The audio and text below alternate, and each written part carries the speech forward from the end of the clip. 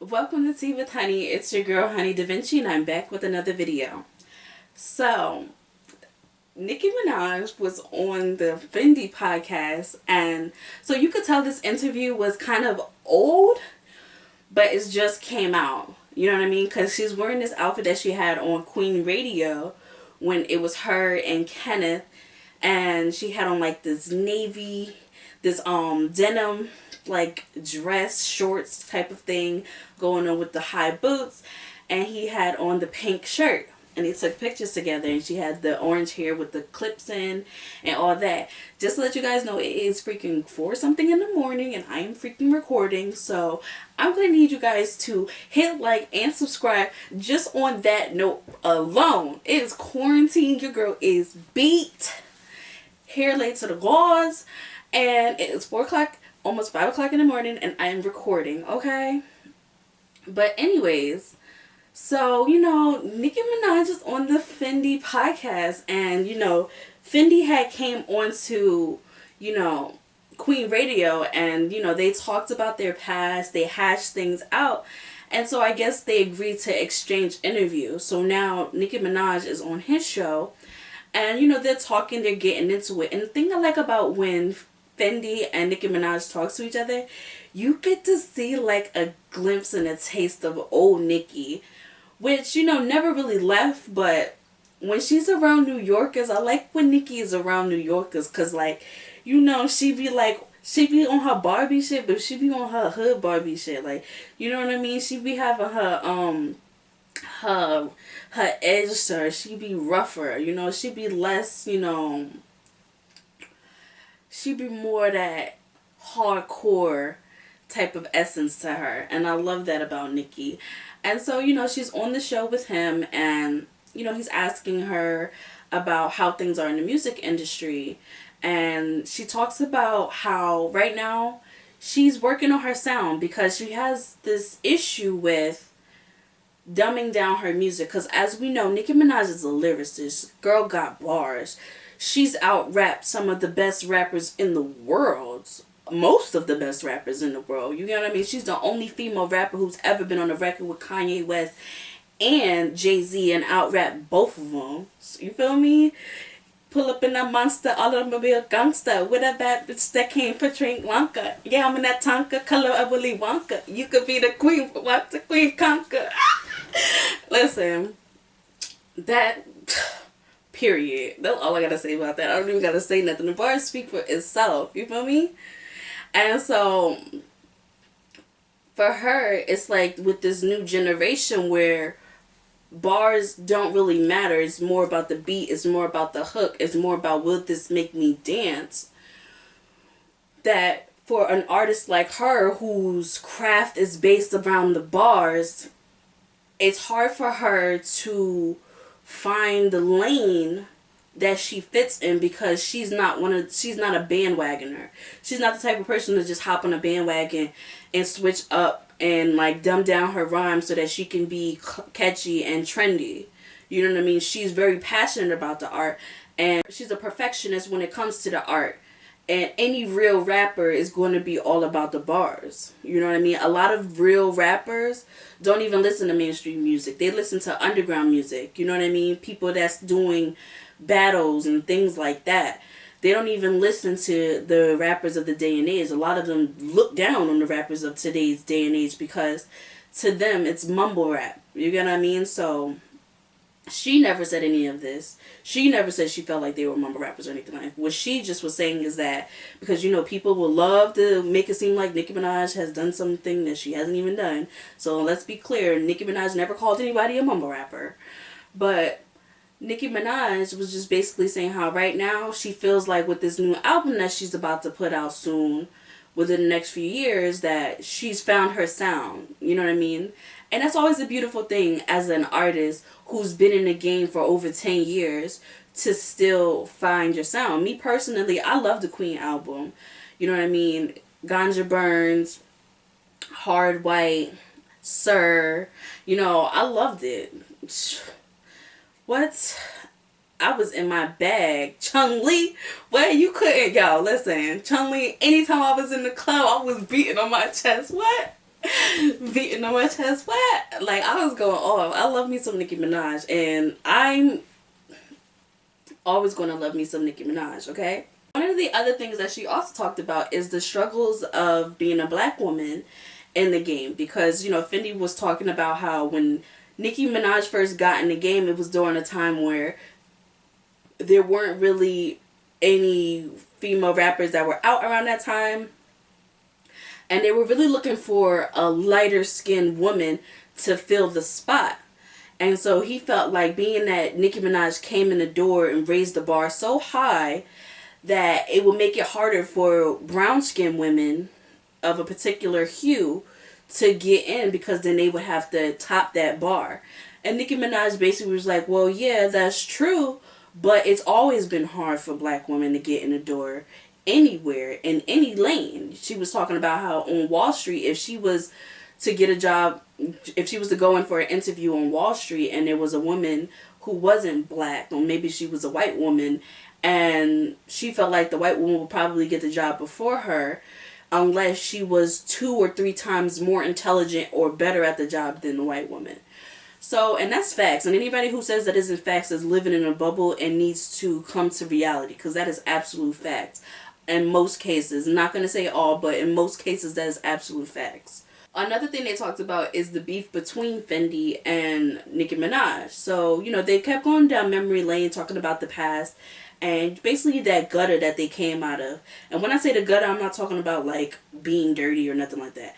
I'm talking about the gutter, like that hardcore rap, that like that street, that New York sound, like that. Ooh, you see how my hand keep going like that? When you think about that old school rap, you just feel like you got a gun in your hand. And so he was talking to her about where they came up at, and she asked him like, why was you kicking my back in, you feel me? And he was talking about basically the reason that he was kicking her back in all these years, because for a while him and her had some beef with each other, and they weren't feeling each other, because he was trying to get her to be this sex kitten. You know what I mean? He changed her name from Nicki Minaj, which Nicki Minaj wanted her name to be Nicki Minaj, but he wanted it to be Nicki Minaj because he was trying to make her like sexual and all that. And Nicki Minaj wasn't even trying to go down that road, because she know when you go down that road, a lot of times it's a dead end.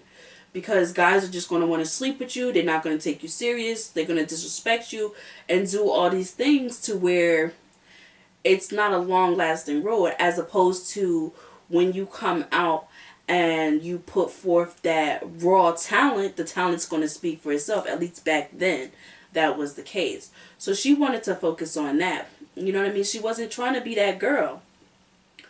And so she ended up getting into it with him a few times.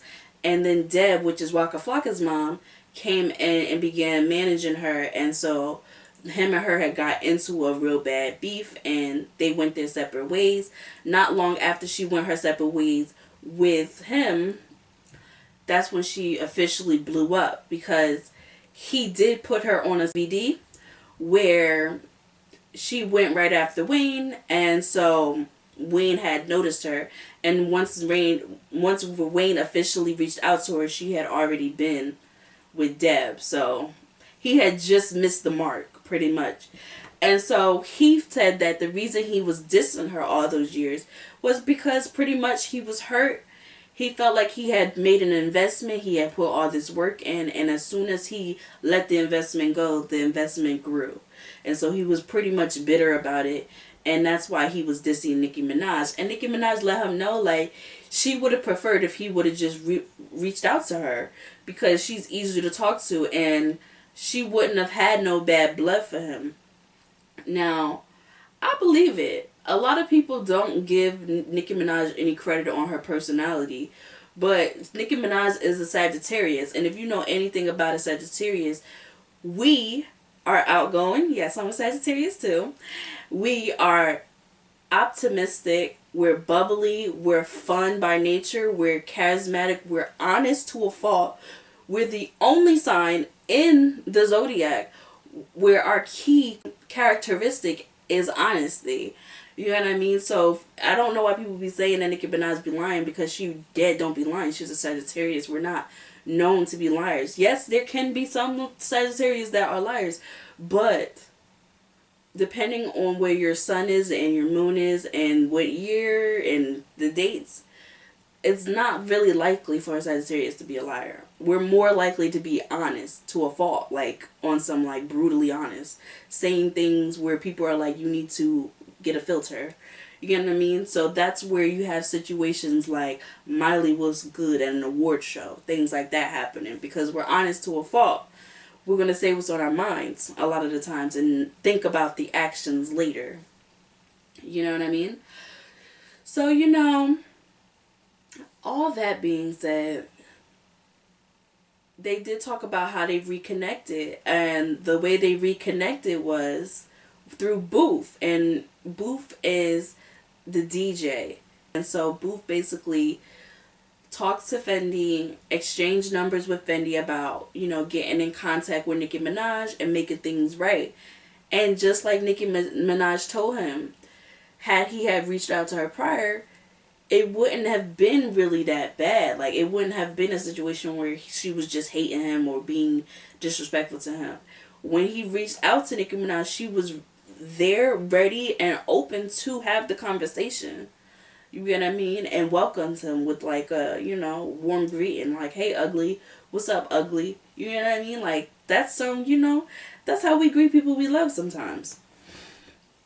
So Nicki Minaj also talked about how she wished she had somebody like Fendi in her corner, because she feels like a lot of the times people that's in her corner are afraid of her. And by afraid of her, she doesn't mean like they think that she's going to hit them or nothing like that. By afraid of her, she means like yes men. People who are afraid to give her critiques.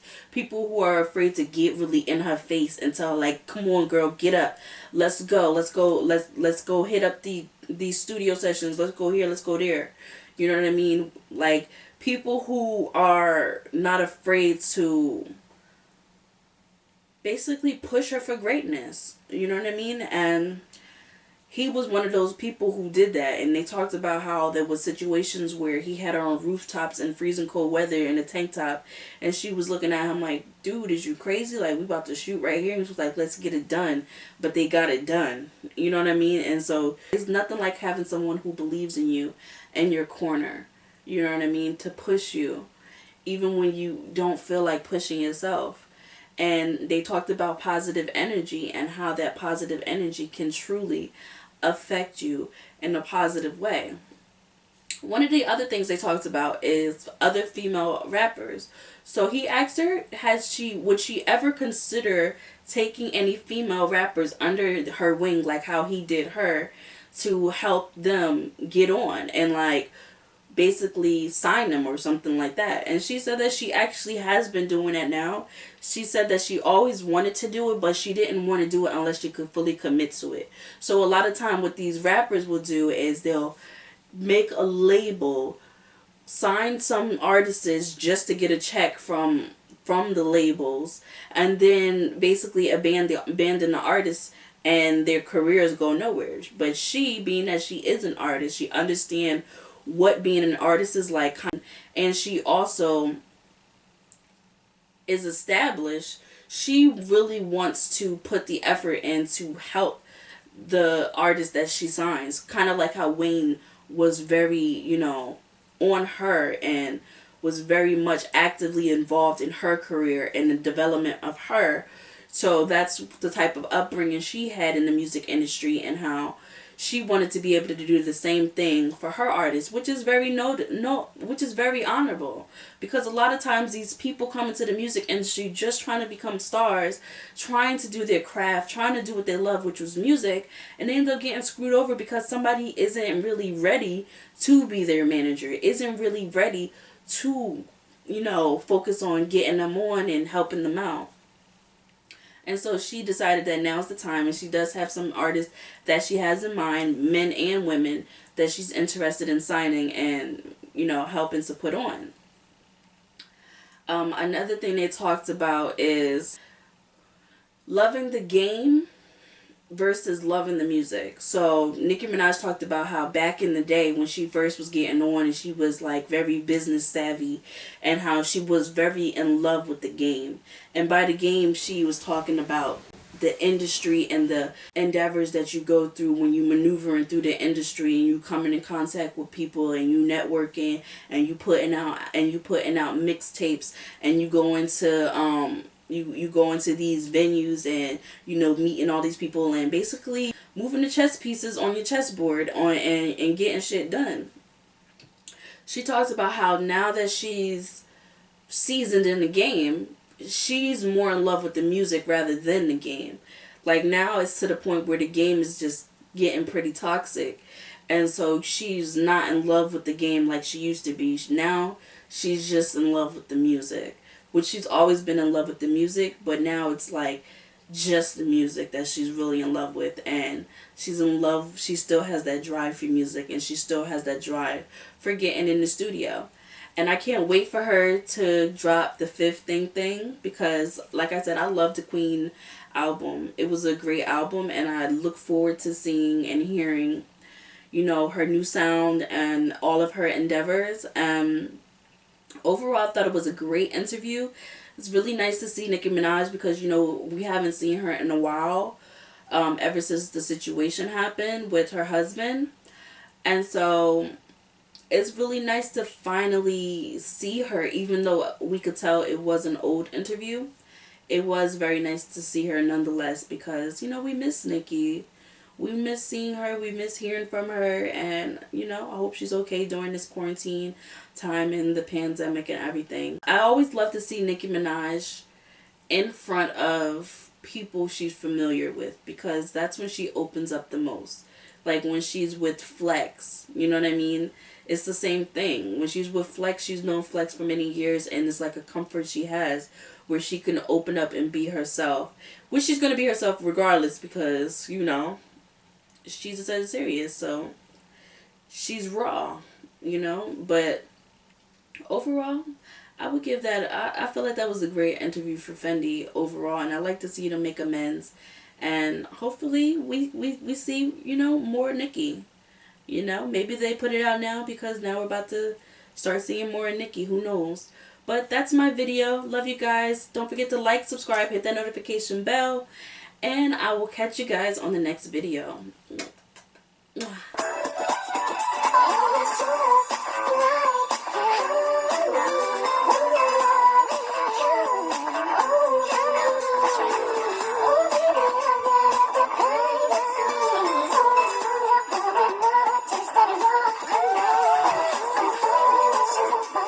Sugar never let it out.